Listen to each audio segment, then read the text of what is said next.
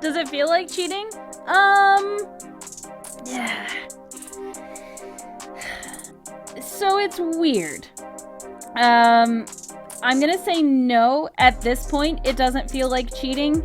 And and that's not just a justification. So it's kind of a funny thing. Because there are now these incredible tools available, you are really utilizing exactly what this was made for. Like, it's so much faster, and I can get through pieces of art so much faster because I can make quick on the fly changes like that. What's important to me is that even though I have this incredible resource and I can now do all of this stuff, that I still make sure that I work on cultivating and practicing my traditional art, so that because I do still create a lot of I was gonna say in person, actual hand-drawn commissions, I need to make sure that when I get to actual pencil and paper or markers or colored pencils, that I can still draw with the skill that I had before utilizing the tool. So that's my focus. And I mean, there are people who I would say aren't incredibly strong traditional artists, but are great at photo manipulation and great at Photoshop and great at things like this. So they can take stock photos and manipulate them around and kind of paint into them and paint on them and create beautiful pieces of art without actually drawing any of it. And I don't think they're any less artist than I am just because I choose to still draw. So that one is a very personal decision to me, that I want to make sure that I am still honing my traditional skills, that my figure drawing is still strong, that my ability to capture people's facial expressions and their movement doesn't get lost just because I now have a tool that allows me to move faster at that. I was trying to figure out making music and drum those like cheating when I could just... Yeah,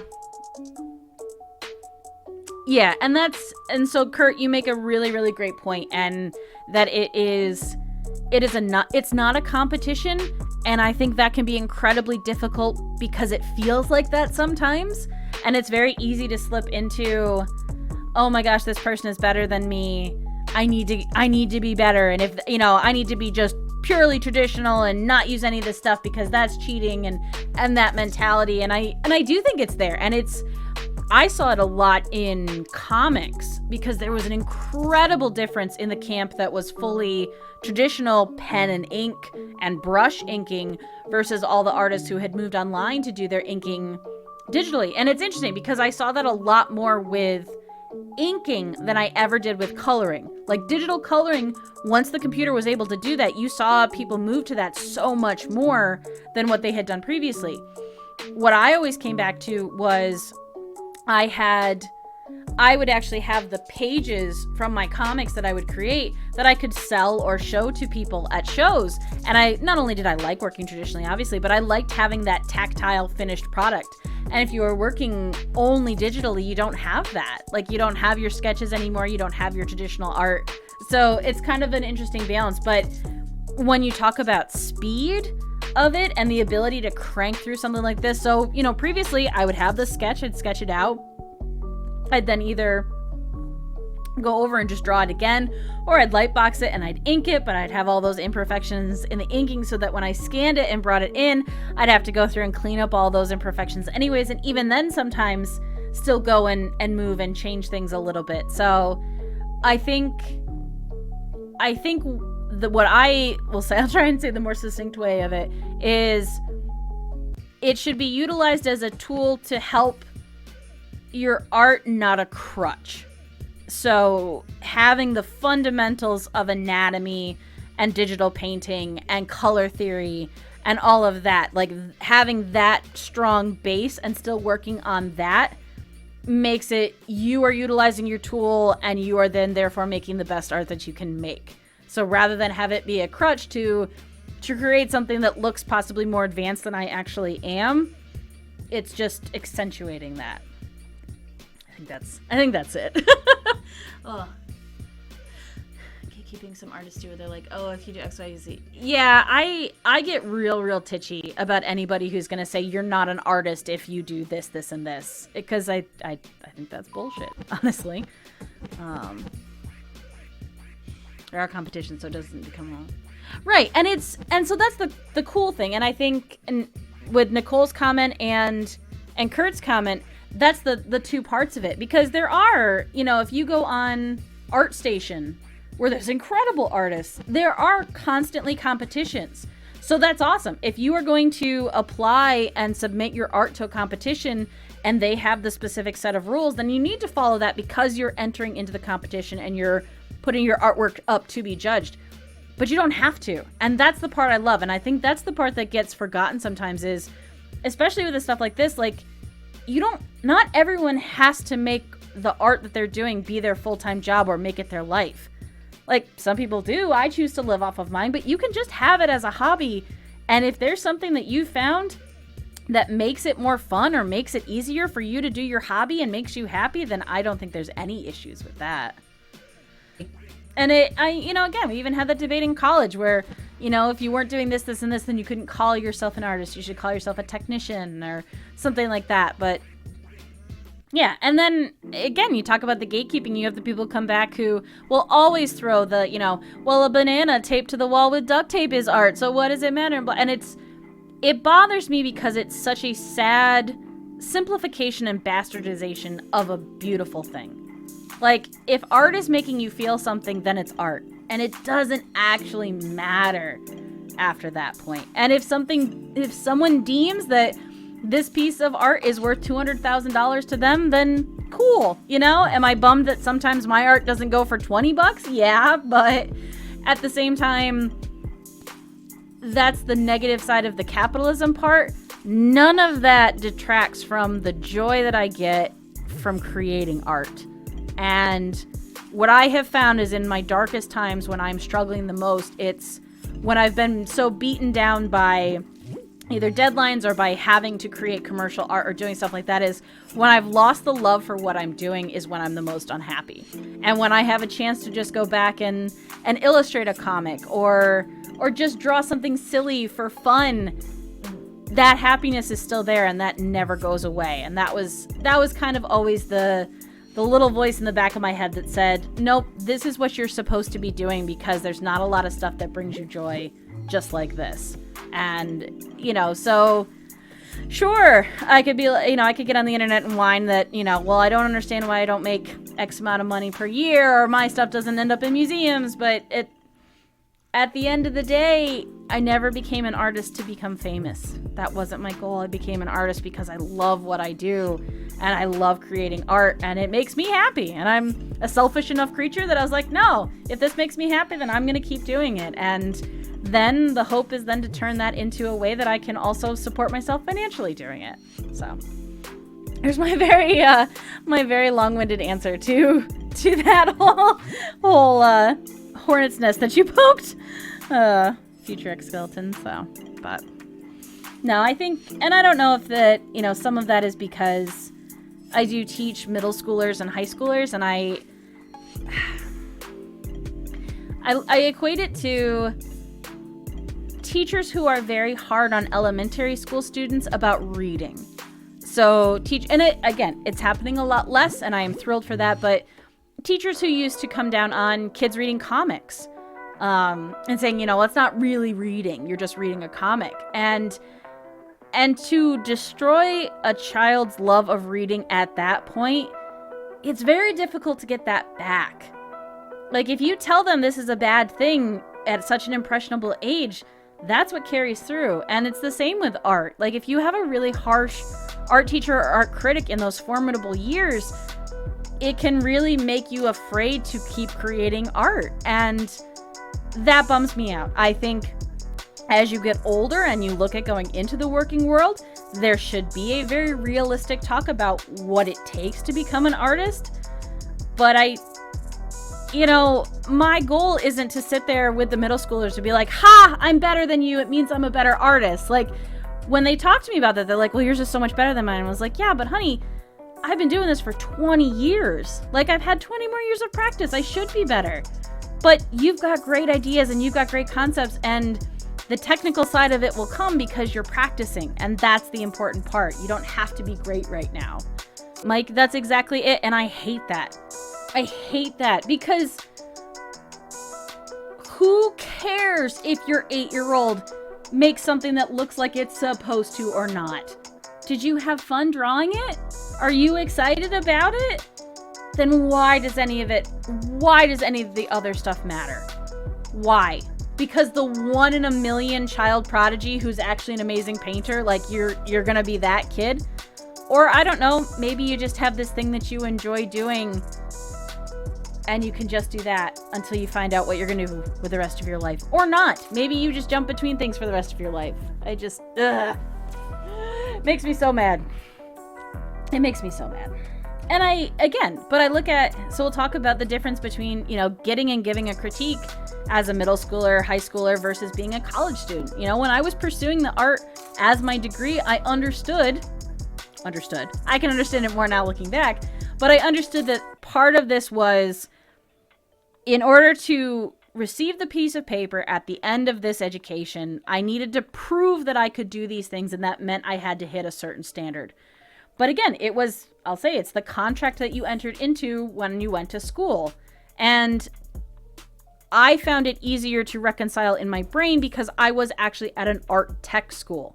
Like, all of the majors at our school were really meant to then go and either become a small part of a huge company or even a kind of bigger part of a smaller company. But you were always going to be a team member.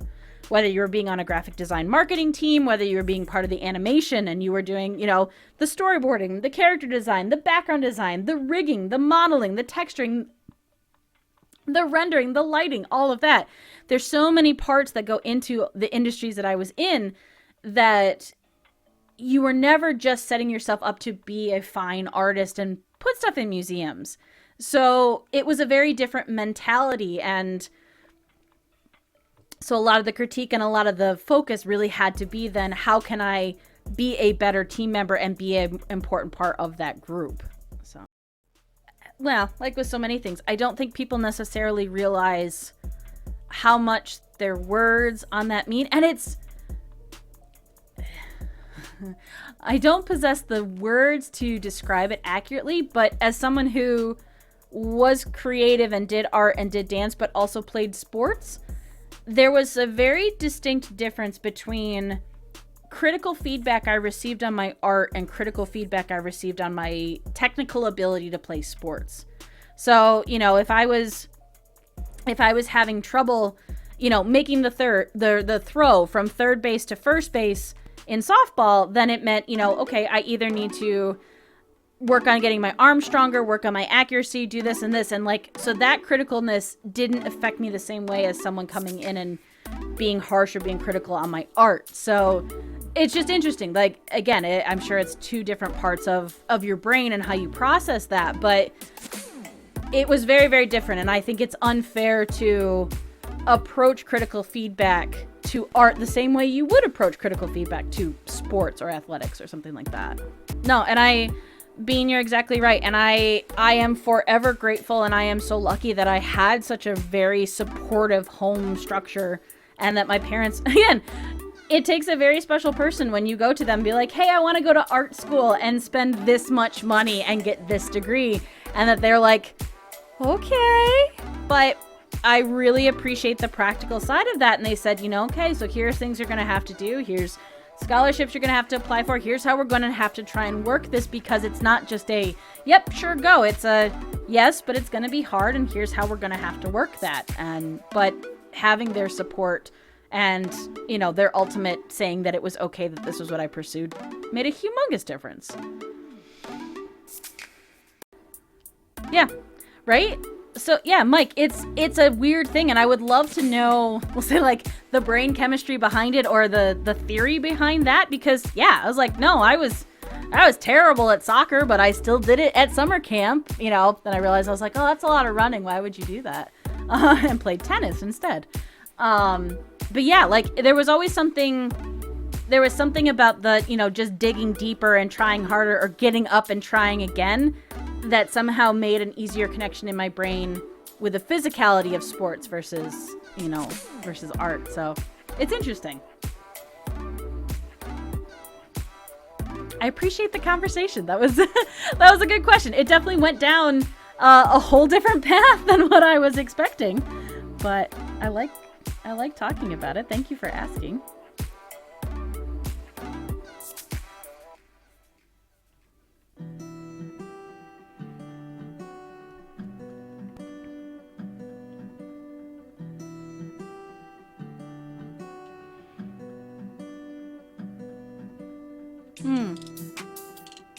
Oh, that's interesting. Said honestly, I think that's where a lot of my feeling that visual arts are magic. Precision, the skill required don't feel like muscles because they're so. Yeah, no, I could see that. And I think along those lines, so when we talk about sports, like I could visualize when I was playing tennis what my serve would look like. But a lot of that was my physicality. It was how high I tossed the ball and how my swing was and where the weight placement was and, you know, the movement of my shoulders and the amount of strength I was putting into that. And obviously there's physics involved with that, but that visualization I think is a little bit easier in a way than sitting down with a completely blank sheet of paper and being like, I can see, you know, how this pose is going to look and how this color is going to look, and visualizing that. I think that's because that part doesn't get developed in the same way. So really, you know, pushing that imagination side, but then being able, you know, the thing I said for years, the hardest thing I had was translating the image that was in my head onto the paper so that you could see what I was seeing in my head. I am not a parent, so I cannot speak to what it's like to have a child or any of that, and I certainly don't pretend to be any expert or any authority on it. But I think it's got to be hard. I think it's got to be hard to see something that you really cared about that you can't do anymore. And you want, my hope, and this is probably optimistic, but you want your kid to experience that same love, that same joy that you had with it, and all the ups and downs and heartbreak and heartache and all of that. And I think sometimes that's a little bit tunnel vision because you want that for them so much. And, you know, they're a representation of you and there's all of that pride and everything. And I think that can sometimes, unfortunately, cloud judgment as to if the kid is actually enjoying it or not. And I think it's tough because if you're anything like me, I am a people pleaser, if you couldn't already tell. So if I felt like my parents or my coaches or anybody wanted me to be better at something or wanted me to do something, like I needed to do that because I needed to make them happy. And so that's a whole nother psychology thing in there with that. So Mike, I'll say, and I know it's not a great answer to that, but some of that is just, it is kind of muscle memory. So I'll equate it to this. So in theory, I have a concept of what it feels like to be on a skateboard. I've been on one twice. I fell real hard once. So in my brain, I can see that. I can imagine what it feels like under my feet. I can imagine that. And I can imagine that I was like, okay, so if I want to push down on the skateboard and hop up and have it flip on me, this is what it makes sense in my brain. But to actually then translate that to getting out on the board and doing it, it's a whole separate thing. So I would have to start practicing essentially the elements of it. I'd have to start practicing what it's like to pick up speed and have my balance on it. I'd have to practice picking up like what it was like to push up and just jump up and land on the board again. And I think when it comes to visual arts, it's part of that too. So, you know, I'm learning how to draw my simple circles to just kind of make up this rough character. I'm trying to figure out, you know, like, okay, so this is how this, you know, this line shape ends up turning into an arm shape, and how I can then start to essentially take the building blocks of my muscle memory in my hand and utilize that together with the image I have in my brain. Oh, here, go back. Good. All right. No, that's amazing. And I wish, Krugles, I was going to say, I am so jealous because there are so many times where I feel like I can't articulate what I'm thinking and I have to draw it because I need, like, I can see it in my head, but I don't know how to make the words come out to do that. There's a combination of emotion, expression, skills. It's harder to learn that aspect of things. It's just practicing like throwing a stick. Yeah. Yeah. Yeah, I think to marry Nicole's point with Mike's, I think the creativity part kind of comes a little bit later when it comes, like, I think if you already have some natural aptitude for a sport, you're like, the baby deer or the baby horses when they first stand up and they really can't walk at all, but they kind of know how and they kind of luck into it. So I feel like when you start with sports, like, if you just kind of have that natural kind of aptitude and coordination, that sometimes that's a little bit easier, and then you build up on it and you then can start to incorporate the creativity into it at that point.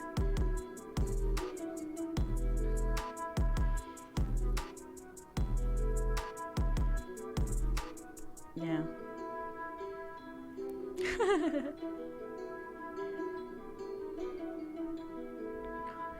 See it in my head. I don't see the pieces. I see the finished product. Yeah. Yeah. So I think, I think it's all of that. I think, and it's part of what I teach. So obviously it's a method that works for me, but when I am teaching the kids, it's great. Like, I am thrilled if you can just look at a picture of SpongeBob and just draw it with just the outline first. And that's fine. There's a lot of artists who can just literally lay it right down and put pen to paper and make it work. But especially when you're learning, understanding, like, okay, so this is kind of, it starts off, this is a rectangle shape, but then if we turn it, it becomes a cube shape. So now you're starting to learn, the three-dimensional nature of something on a 2D surface. And then, like, okay, so if I'm just drawing like little wiggly lines, I'm getting more of that movement. And yeah, like we were saying, it builds up onto all of those parts. So just like with skateboarding, like when you first started, you were really just working on your balance and, which way your feet were bent and the different parts of that, and whether you engaged your core or not, and how much you could move your arms and all of that stuff. But then as you're approaching ramps and stuff, once you first drop in, you start to realize, like, oh, okay, so this is what I need in order to do that. And then once you've got that, dropping in isn't scary anymore. So then, like, okay, so now I'm going to go down, and I'm going to go down a bigger slope or things like that. So yeah, I think again, probably because of biology, we develop that physicality first because we have to, because that's a survival thing. So you kind of get that coordination and that movement building on first, and then it's not until you're starting to develop the mental side of it they really start to work together. But yeah, what Krugel said about the split-second decisions, especially with something, like with her, with the figure skating, when you're on one leg on this thin little blade and having to decide, where you're going to push off to jump into the air. And yeah, it's so much brain. Because I remember being a really little kid and starting to learn softball, and to swing a bat, it was kind of weird at the start, but the more times I did it, and then it was, my dad would spend hours with me, tossing up little wiffle balls, and I would practice hitting those, and I was practice hitting those, and, even just as that builds onto, we'll say, driving a car, or for me, riding the motorcycle, he made sure that I rode my dirt bike first, so that clutch and brake and steering and all that was such second nature to me, so that when I was out on the road, I wasn't thinking about, okay, how do I clutch? So I pulled my left hand in and I shift with my right foot. It was, nope, if I need to clutch, I do this. If I need to brake, I do this. And I can now be paying attention to everything else around me. So, Clarion Sports Kitchen. Yeah, I think that's an excellent way to put it, that the building blocks are pushed so much more on the sports side of it, and I don't think they're pushed as hard in the visual arts part of it, but I think they're equally as important. And I think that's why art can seem so daunting, because you don't necessarily see all the building blocks, because you don't have training camps in Florida for artists going and learning figure drawing, which we should.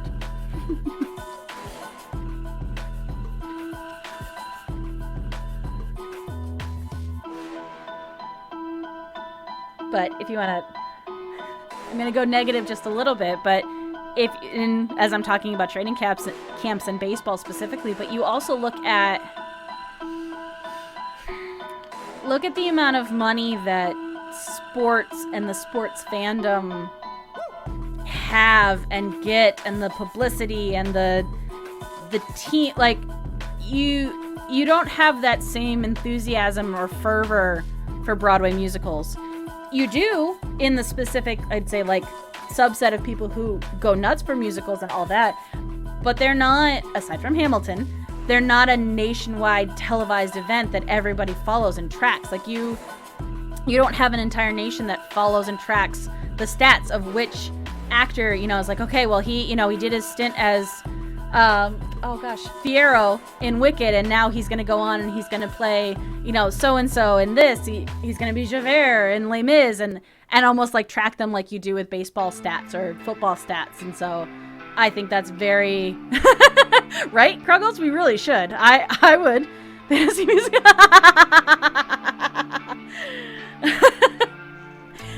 But, oh yeah.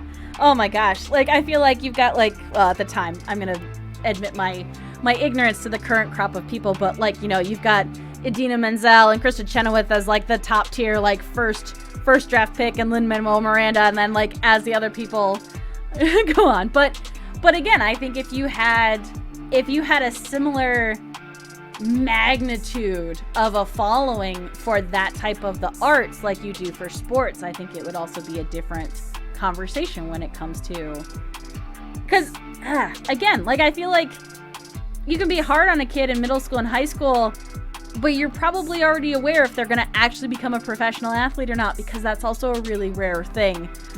But you still encourage them to play, so why would you approach art differently? I don't know. But hey, follow me for more recipes. No, I don't get it. But yeah, I'm here for Fantasy Broadway. So you just let me know. You let me know when you want to run that season, Steph, and I'll make up a team. Pitch it to Yahoo Sports. Be like, so I know you've already got all of the, like, structure for this set up for all your fantasy sports. How do you feel about this?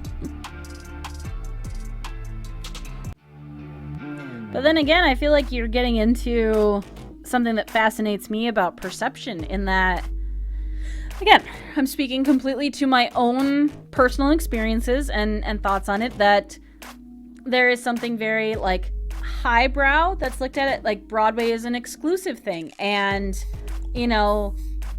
whereas something like Sunday or Monday Night Football is something that is broadcasts. Obviously, you have to have cable in order to watch it, but it's in free places. So you could go to a bar and just order water and watch this sport. So it's promoted to be this incredibly consumable thing. And I think, and I appreciate, because the artists should absolutely get paid for Broadway stuff, and this is not a come on that, because somehow they managed to find a way to pay the sports players, that sounds so, they play the sports ball, they play the athletes so much that you should have a comparable thing to that. And it's one of the reasons why I was so ridiculously over the moon that they put Hamilton on Disney Plus, because while I will still absolutely go and see a touring cast perform Hamilton, because the tickets were so rare, there was no chance for me to watch this original cast. There was no way. There was no way I was going to be able to do that. So that was an experience that was completely unattainable for me. So now to have that turned around and have it be available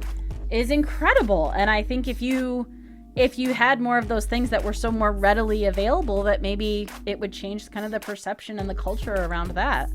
But and I think the thing, again, it's a hypothesis, but this idea that somehow by making, so we'll keep using Hamilton because that's the easiest example, somehow by making it free and free Disney Plus subscribers, but making it readily available to so many people in some way diminishes the money that you paid for the experience of seeing it live. And that really bothers me, because I don't think that's the case. And I'm sad that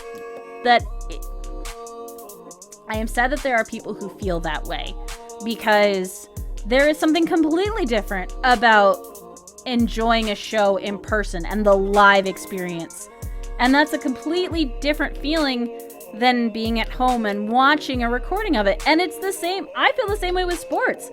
To be in a hockey arena and actually get to watch a hockey game is incredible and exhilarating, and I love it because a lot of times you don't have to listen to the commentators. But that's a very different experience from watching sports on TV. And I don't mind watching sports on TV, but hockey on TV is not as much fun as being there in person. But I can enjoy both of those experiences independent of each other. So, you know, again, just because it now means that someone else gets to enjoy it, it shouldn't take away from your initial enjoyment just because you saw it in person. Yeah, no, exactly, Kruggles. I'm always, if I have the money and I have the chance, I'm always going to spend the money to go see it in person. But yeah, no, exactly what you said, Kruggles. Like, there's a whole chunk of people that wouldn't spend that money either way because they can't, or, you know. So to give them the opportunity to still consume this beautiful media is, I think it's important. Thank you guys so much for hanging out. I had such a wonderful time today. This was really, really fun. We had some great conversation and I got stuff done and it feels good to be back. Follow me at all these things if you want to see more of what's going on, and also probably pictures of cats. And if you really want to see pictures of cats, let me know and we can become Snapchat friends and you'll get to see lots and lots of new Vera pictures, especially on Friday. So awesome. I'm going to go grab some food and then do some more work. So thank you, everyone. Have a wonderful rest of your Saturday, because it's Saturday. So a wonderful afternoon. And I will talk to you guys soon.